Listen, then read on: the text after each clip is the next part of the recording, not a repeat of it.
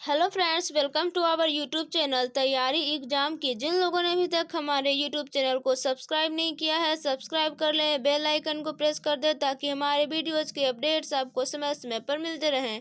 Okay, तो आज हम लोग कक्षा 10वीं की NCERT बुक से इकाई 4 इकोनॉमिक्स पे आए हैं और चैप्टर का नाम है हमारी वित्तीय संस्थाएं और पाठ का नाम भी 4 है। फिर देखिए, वस्तुनिष्ठ प्रश्न है, ऑब्जेक्टिव क्वेश्चंस है, कुछ सही विकल्प चुनने का है। तो बुक में आप लोगों का तो ऑप्शन दिया हुआ रहता है और आंसर भी दिया हुआ रहता है, तो हम यहाँ पे फेयर के तौर पर तैयार किए हैं। ओके, तो क्वेश्चन नंबर पहला है, गैर संस्थागत वित्त प्रदान करने वाला सबसे लोकप्रिय साधन है, तो क्या है? तो इसका राइट आंसर हो जाएगा महाजन। यहाँ पे ख लिखे हैं, बुक में ख में आंसर है, इसलिए सब इसी टाइप का है। आइए देखते हैं क्वेश्चन नंबर 2 है, इनमें से कौन संस्थागत वित्त का साधन है? तो ग इज द राइट आंसर, व्यावसायिक बैंक। आइए देखते हैं क्वेश्चन नंबर 3 क्या है आप लोगों के पास। 3 है, भारत के केंद्रीय बैंक कौन है? तो इसका क हो जाएगा राइट आंसर। क्या है क में? Reserve bank of India. आइए चलते हैं क्वेश्चन नंबर 4 पे। 4 है, राज्य में कार्यरत केंद्रीय सहकारी बैंक की संख्या कितनी है? तो इसका आंसर हो जाएगा घ 25। क्वेश्चन नंबर 5 है, दीर्घकालीन ऋण प्रदान करने वाली संस्था कौन सी है? तो इसका उत्तर हो जाएगा ख, भूमि विकास बैंक। क्वेश्चन नंबर 6 है, भारत की वित्तीय राजधानी फाइनेंशियल कैपिटल किस शहर को कहा जाता है? तो इसका राइट आंसर हो जाएगा क, मुंबई। क्वेश्चन नंबर 7 है यहाँ पे आप लोगों का, सहकारिता प्रांतीय सरकारों का हस्तांतरित विषय कब बनी? इसका राइट आंसर हो जाएगा ख, 1919 ईस्वी को बनी। ठीक है। क्वेश्चन नंबर 8 है, देश में अभी कार्यरत क्षेत्रीय ग्रामीण बैंक की संख्या है कितनी है? तो इसका राइट आंसर हो जाएगा घ, 196। क्वेश्चन नंबर 9 है, व्यावसायिक बैंक का राष्ट्रीयकरण कब किया गया? बहुत ही इंपॉर्टेंट क्वेश्चन है, एग्जाम में भी आते रहता है, तो इसका राइट आंसर हो जाएगा ग, 1969 ईस्वी को। ठीक है। देखिए यहाँ पे क्वेश्चन नंबर इसका 2 है, रिक्त स्थानों की पूर्ति करेगा। क्वेश्चन नंबर पहला है, साख अथवा ऋण की आवश्यकताओं की पूर्ति किससे होती है? वित्तीय संस्थानों के द्वारा की जाती है।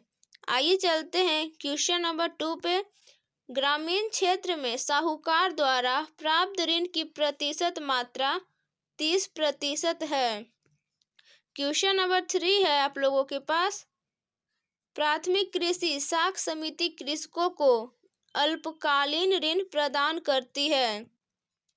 क्वेश्चन नंबर 4 है, भारतीय रिजर्व बैंक की स्थापना कब हुई?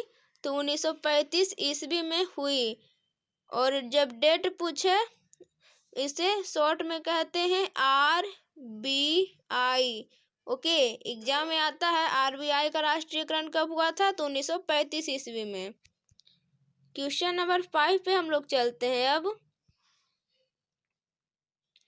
5 है, यहाँ पे देखिए, वित्तीय संस्थाएं किसी भी देश का मेरुदंड यानी कि बैकबोन माना जाता है।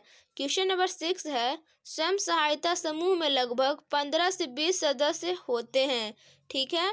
क्वेश्चन नंबर 7 है, SHG में बचत और ऋण संबंधित अधिकार निर्णय कौन लेते हैं? तो हो जाएगा समूह के सदस्य लेते हैं। क्वेश्चन नंबर आपके पास 8 है, व्यावसायिक बैंक कितने प्रकार के होते हैं? तो 4 प्रकार की जमा राशि को स्वीकार करते हैं। क्वेश्चन नंबर 9 है, भारतीय पूंजी बाजार दीर्घकालीन वित्तीय सहायता प्रदान करती है। देखिए क्वेश्चन नंबर 10 है, सूक्ष्म वित्त योजना के द्वारा छोटे या लघु पैमाने पर साख अथवा ऋण की सुविधा उपलब्ध होता है। ठीक है।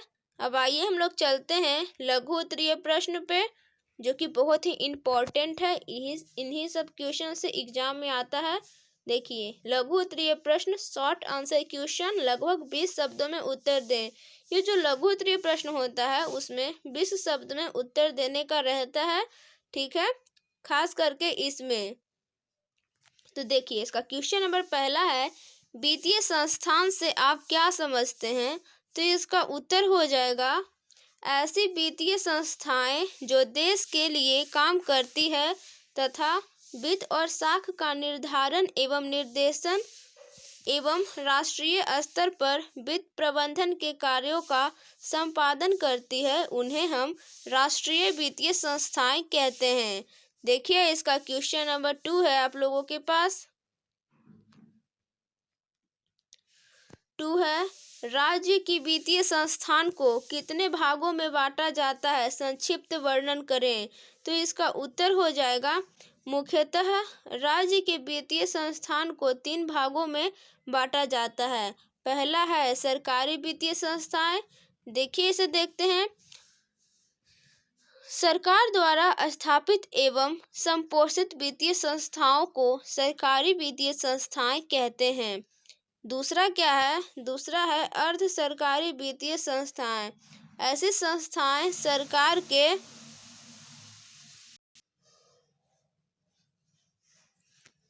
केंद्रीय बैंक के निर्देशन में उनके द्वारा स्थापित मापदंडों पर समाज के लोगों की वित्तीय आवश्यकताओं की पूर्ति करती है।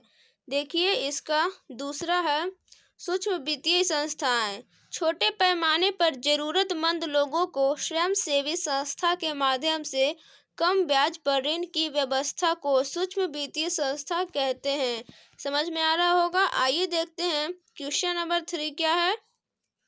3 है, किसानों को साख अथवा ऋण की आवश्यकता क्यों होती है? वीवीआई क्वेश्चन है, इसे आप लोग रिमेम्बर करते जाइएगा और इजी भी है। तो इसका उत्तर हो जाएगा, किसानों को अपने उत्पादन एवं उपयोग संबंधी सभी कार्यों के लिए ऋण की आवश्यकता होती है,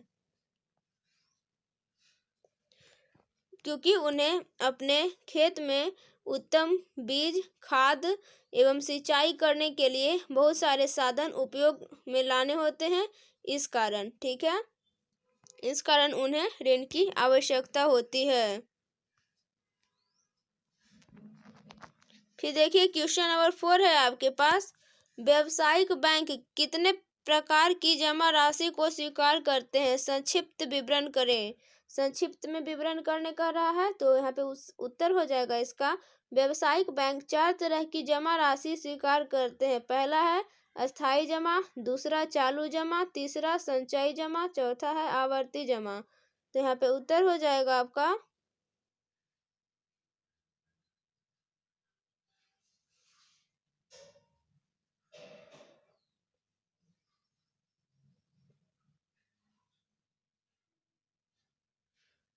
अब देखिए अस्थाई जमा।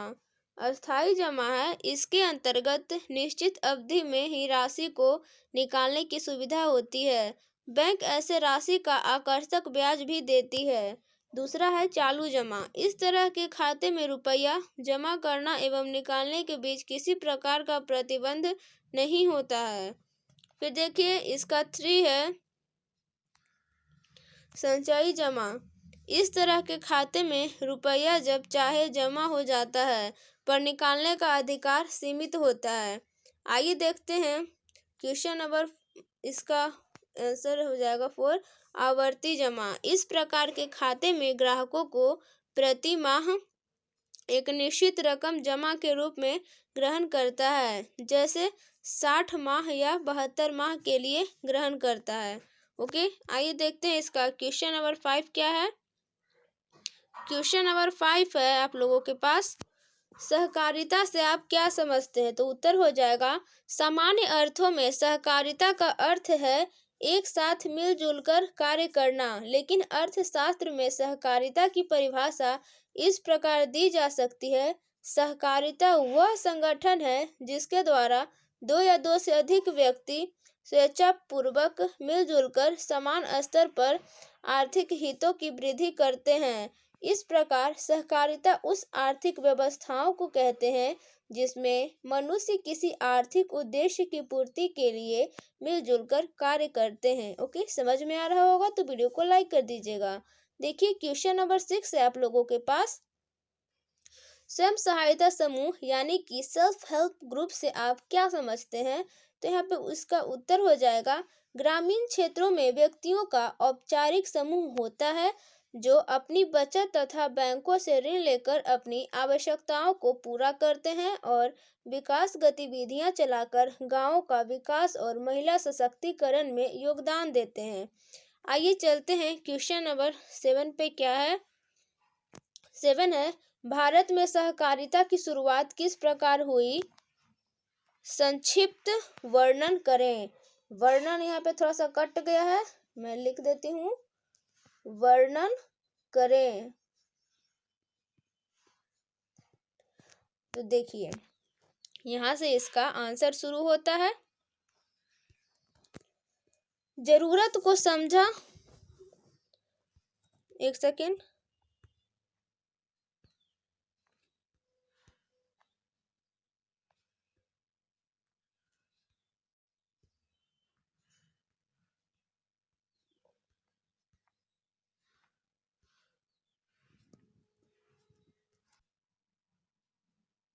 देखिए यहाँ पे जरूरत को समझा तथा ग्रामीण क्षेत्रों हेतु 1904 ईस्वी में सहकारिता साख समिति विधान पारित किया गया। अब गांव या नगर में कोई 10 व्यक्ति मिलकर सहकारी साख समिति की स्थापना कर सकते थे। 1912 ईस्वी के अधिनियम द्वारा 1904 ईस्वी अधिनियम में संशोधन करते हुए सहकारी समितियों की कार्यप्रणाली में सुधार लाया गया। अब अन्य उद्देश्यों के लिए भी सहकारी समितियां स्थापित की जा सकती थी। पुनः इसमें सुधार हेतु 1914 ईस्वी में मेलेगन समिति को नियुक्ति हुई। 1919 ईस्वी में सहकारिता केंद्रीय दायित्व से मुक्त होकर राज्य के क्षेत्रांतर्गत आ गई। 1929 ईस्वी के आर्थिक मंदी से प्रभावित होने के बावजूद 1935 ईस्वी में भारतीय रिजर्व बैंक की स्थापना के बाद, देखिए 1935 में भारतीय रिजर्व बैंक की स्थापना के बाद सहकारिता आंदोलन को बल मिला। आज भी सहकारी बैंक गांवों में मददगार सिद्ध हो रहे हैं। आइए देखते हैं क्वेश्चन नंबर 8 क्या है इसका। 8 यहाँ पे है, सूक्ष्म वित्त योजना को परिभाषित करें। तो इसका उत्तर हो जाएगा, छोटे पैमाने पर गरीब जरूरतमंद लोगों को स्वयंसेवी संस्था के माध्यम से कम ब्याज साख अथवा ऋण की व्यवस्था को सूक्ष्म वित्तीय संस्था कहते हैं। ठीक है, फिर आइए देखिए दीर्घ उत्तरीय प्रश्न आ गया है, लॉन्ग आंसर क्वेश्चन, लगभग 100 शब्दों में उत्तर दे। 100 शब्द में उत्तर देना है। देखिए इसका क्वेश्चन नंबर पहला क्या है, राष्ट्रीय वित्तीय संस्थान किसे कहते हैं? इसे कितने भागों में बांटा जाता है, वर्णन करें। तो इसका उत्तर हो जाएगा आप लोगों के पास,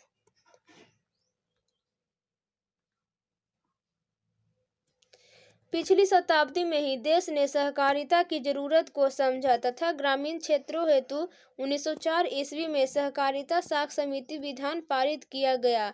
अब गांव या नगर में कोई 10 व्यक्ति मिलकर सहकारी साख समिति की स्थापना कर सकते थे। 1912 ईस्वी के अधिनियम द्वारा 1904 ईस्वी अधिनियम में संशोधन करते हुए सहकारी समितियों की कार्यप्रणाली में सुधार लाया गया। अब अन्य उद्देश्यों के लिए भी सहकारी समितियां स्थापित की जा सकती थी। पुनः इसमें सुधार हेतु 1914 ईस्वी में मेलेगन समिति को नियुक्ति हुई। 1919 ईस्वी में सहकारिता केंद्रीय दायित्व से मुक्त होकर राज्य के क्षेत्रांतर्गत आ गई, यानी कि क्षेत्र के अंतर्गत आ गई। 1929 ईस्वी के आर्थिक मंदी से प्रभावित होने के बावजूद 1935 में भारतीय रिजर्व बैंक की स्थापना के बाद सहकारिता आंदोलन को बल मिला। आज भी सहकारी बैंक गांवों में मददगार सिद्ध हो रहे हैं। ओके, फिर देखिए आगे है, ऐसी वित्तीय संस्थाएं जो देश के लिए काम करती है तथा वित्तीय और साख का निर्धारण एवं निर्देशन एवं राष्ट्रीय स्तर पर वित्त प्रबंधन के कार्यों का संपादन करती है, उसे हम राष्ट्रीय वित्तीय संस्थाएं कहते हैं। देखिए, इसके दो महत्वपूर्ण अंग हैं। क है भारतीय मुद्रा बाजार, ख है भारतीय पूंजी बाजार। तो हम लोग देखते हैं पहले भारतीय मुद्रा बाजार। तो भारतीय मुद्रा बाजार को संगठित और असंगठित क्षेत्रों में विभक्त किया जाता है। संगठित क्षेत्र में वाणिज्य बैंक, निजी बैंक, सार्वजनिक बैंक एवं विदेशी बैंक शामिल की जाती है। फिर देखिए, देश के संगठित बैंकिंग प्रणाली निम्नलिखित 3 प्रकार की बैंकिंग व्यवस्था के रूप में कार्यशील है। कौन कौन है? तो केंद्रीय बैंक, सेंट्रल बैंक किसे इंग्लिश में कहते हैं।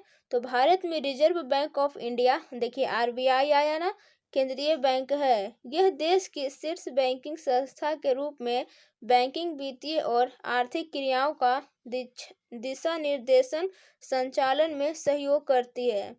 फिर देखिए 2 है वाणिज्य बैंक।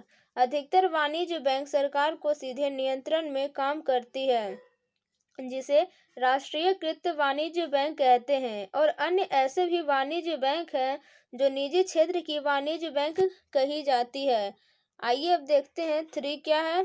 3 है सहकारी बैंक, भी एक होता है।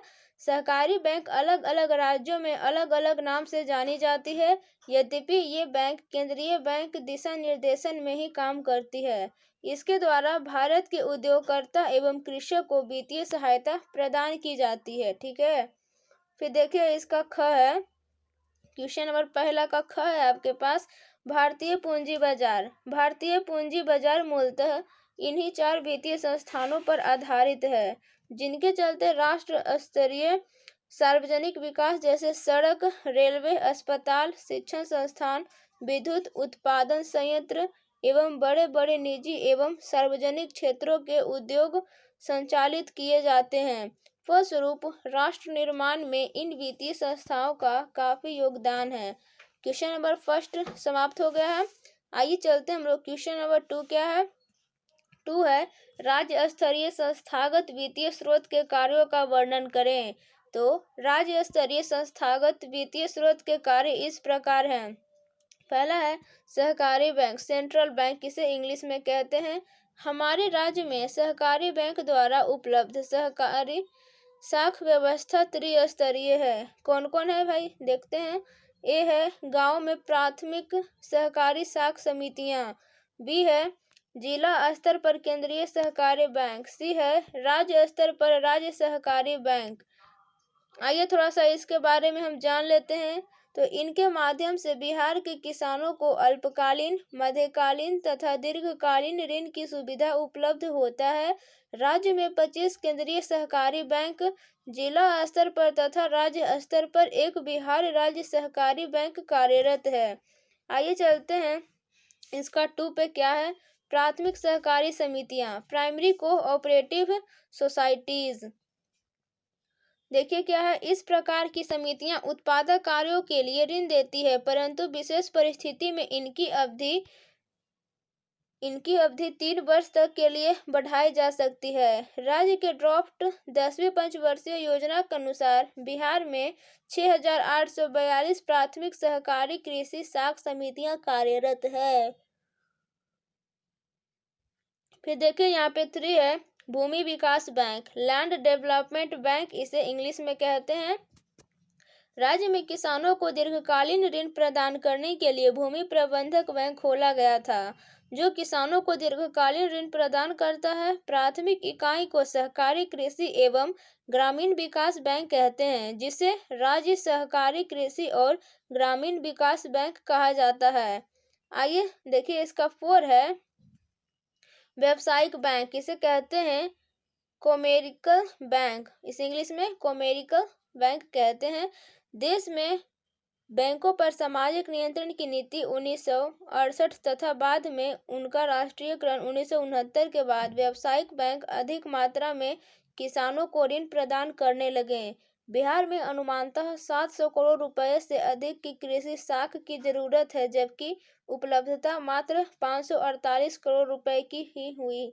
ओके, देखिए इसका 5 है क्षेत्रीय ग्रामीण बैंक, रीजियोनल रूरल बैंक, इसे इंग्लिश में कहते हैं। क्षेत्रीय ग्रामीण बैंक देश में 1975 ईस्वी में स्थापित किए गए, जो सीमांत छोटे किसानों, कारीगरों तथा अन्य कमजोर वर्ग की जरूरतों को पूरा कर सके।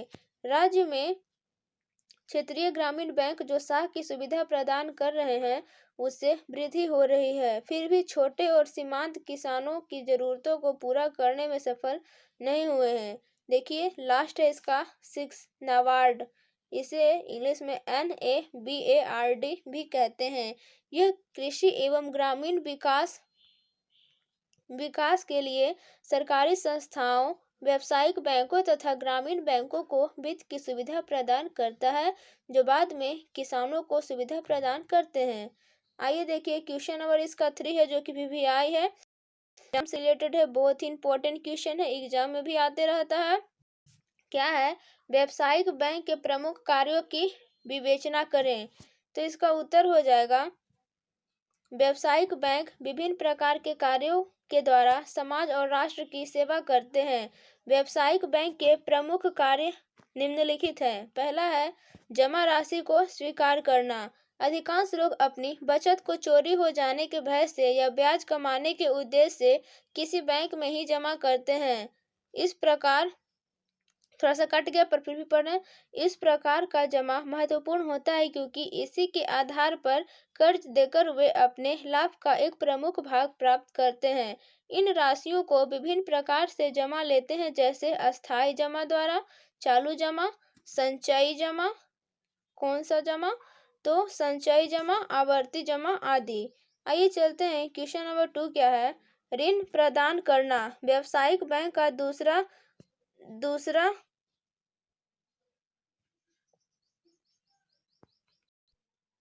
देखिए यहाँ पे क्या बता रहे थे हम, व्यावसायिक बैंक का दूसरा मुख्य कार्य लोगों को ऋण प्रदान करना है। एक निश्चित राशि को नगद कोष में रखकर बाकी रुपया बैंक द्वारा दूसरे व्यक्तियों को उचित जमानत के आधार पर दे दी जाती है। ऋण प्रदान करने का माध्यम निम्नलिखित होता है। कौन कौन सा होता है देखते हैं। पहला है अभिचयित एवं अल्पकालीन ऋण, दूसरा है नगद साख, तीसरा है अधिविकर्षण, 4 है विनिमय बिलों को भुनाना, 5 है ऋण एवं अग्रिम। ओके, तो देखिए इसका तीसरा है सामान्य उपयोगिता संबंधी कार्य। व्यावसायिक बैंक अन्य भी कार्यों को करती है। कुछ उपयोगिता संबंधी कार्य निम्न है। पहला है यात्री चेक एवं साख प्रमाण पत्र जारी करना, दूसरा है लॉकर की सुविधा, लॉकर फैसिलिटीज इसे इंग्लिश में कहते हैं, तीसरा है ATM एवं क्रेडिट कार्ड सुविधा, 4 है व्यापारिक सूचनाएं एवं आंकड़े एकत्रीकरण। ओके, अब देखिए यहाँ पे क्वेश्चन नंबर 4 है दीर्घ उत्तरीय प्रश्न का, ये भी PPI है। ये तो इसे बहुत ही इंपॉर्टेंट क्वेश्चन है, ये हाईलाइटेड क्वेश्चन है, ठीक है, इसे आप लोग अच्छे तरह से देखिएगा और समझिएगा। देखिए क्या है, सहकारिता के मूल तत्व क्या हैं, तो राज्य के विकास में इसकी भूमिका का वर्णन करें। इसमें देखिए 2 क्वेश्चन है, पहले तो मूल का तत्व पूछ रहा है और दूसरा है राज्य के विकास में इसकी भूमिका, तो दोनों बताना है आपको। तो इसका आंसर हो जाएगा सहकारिता के द्वारा जीवन को उन्नत और उच्च स्तर की वास्तविक सिद्धि की आशा की जाती है, जिसमें श्रेष्ठतम कृषि तथा समूह जीवन संभव हो सके। इसके 3 आधारभूत तत्व हैं। कौन कौन से हैं, तो यहाँ पे पहला देखिए, यहाँ संगठन की सदस्यता स्वैच्छिक होती है, उन पर कोई बाहरी दबाव नहीं होगा। दूसरा है इसका प्रबंधन एवं संचालन जनतंत्रात्मक आधार पर होता है। तीसरा है इसके आर्थिक उद्देश्यों में नैतिक और सामाजिक तत्व भी शामिल होते हैं। इसका उद्देश्य लूट खसोट करना नहीं, बल्कि समूह के लाभ और सुख समृद्धि को बढ़ाना है। राज्य के विकास में इसका सराहनीय योगदान है। कौन कौन है, आइए इसे देखते हैं। झारखंड एकीकृत बिहार के पास अपार धन संसाधन थे, परंतु अलग होने के बाद अनेक तरह की धार्मिक समस्याएं उत्पन्न हुई। बिहार का 80% आबादी खेती पर निर्भर है और पूरी खेती मानसून पर। चूंकि खेती बिहार वासियों के जीविका का आधार है, इसलिए आर्थिक तंगी के बावजूद खेती करने पर विवश है। पर अब छोटे छोटे उद्यम सहकारिता के सहयोग से चलाए जा रहे हैं तथा अनुकूल प्रभाव भी देखने को मिल रहा है। फलस्वरूप व्यक्ति की आय धीरे धीरे बढ़ रही है और लोगों का जीवन स्तर ऊंचा उठ रहा है। ओके, अब क्वेश्चन नंबर 5 है, जो कि इस चैप्टर का लास्ट क्वेश्चन है। ठीक है, उसके बाद वीडियो एंड होने वाला है।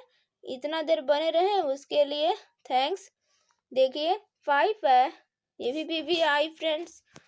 स्वयं सहायता समूह में महिलाएं किस प्रकार अपनी है अहम भूमिका निभाती है, वर्णन करें। तो इसका उत्तर हो जाएगा, स्वयं सहायता समूह वाला एग्जाम में आता है। तो देखिए, स्वयं सहायता समूह वास्तव में ग्रामीण क्षेत्र में व्यक्तियों, खासकर महिलाओं का एक औपचारिक समूह होता है जो अपनी बचत और बैंकों से लघु ऋण लेकर अपने सदस्यों के पारिवारिक जरूरतों को पूरा करते हैं और विकास गतिविधियां चलाकर गांवों का विकास और महिला सशक्तिकरण में योगदान देते हैं।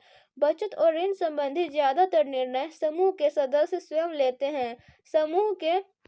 समूह के दिए जाने वाले ऋण, इसका लक्ष्य उसकी रकम, ब्याज दर वापस लौटाने की जिम्मेदारी समूह की होती है। एक भी सदस्य अगर ऋण वापस नहीं लौटाता तो समूह के अन्य सदस्य इस मामले को गंभीरता से लेते हैं।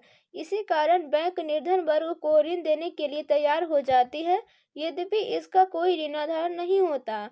इससे न केवल महिलाएं आर्थिक रूप से स्वावलंबी हो जाती है, बल्कि समूह की नियमित बैठकों के जरिए लोगों को एक आम मंच मिलता है।